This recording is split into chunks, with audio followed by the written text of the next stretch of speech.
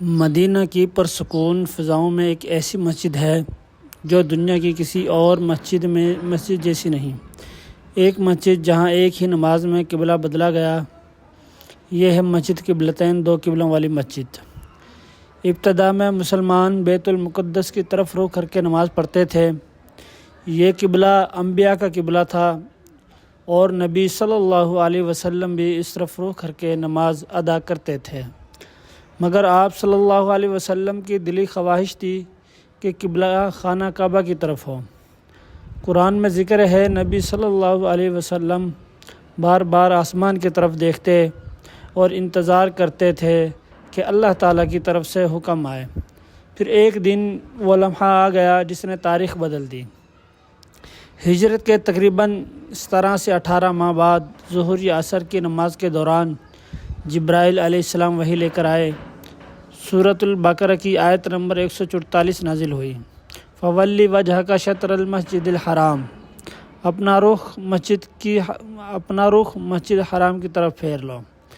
نبی صلی اللہ علیہ وسلم نے نماز کے دوران ہی اپنا رخ بیت المقدس سے کعبہ کی طرف بدل دیا اور صحابہ اکرام رضی اللہ عنہ میں فوراً پیروی کی۔ یہ واحد وہ نماز تھی جس میں امام اور مقتدیوں نے دوران اپنا رخ بدلا۔ اسی لیے اس مسجد کو مسجد قبلتین کہا جاتا ہے، یعنی دو قبلوں والی مسجد۔ آج بھی یہاں دونوں سمتوں کی علامتیں موجود ہیں جو اس معجزے کی یاد دلاتی ہیں۔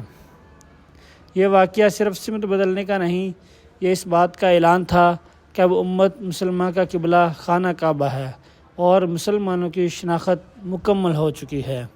جب بھی آپ مدینہ جائیں، مسجد قبلتین ضرور دیکھیں۔ وہاں کھڑے ہو کر سوچیں وہ لمحہ کیسا ہوگا جب آسمان سے حکم آیا اور زمین پر سب کچھ بدل گیا۔ مقام شمال مغربی مدینہ سعودی عرب۔ فاصلہ مسجد نبوی سے تقریباً 4 سے 5 کلومیٹر دور ہے۔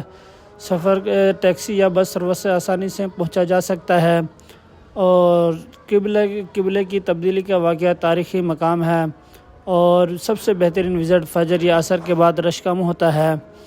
شریعت کے مطابق لباس خواتین کے لیے عبایا ضروری ہے۔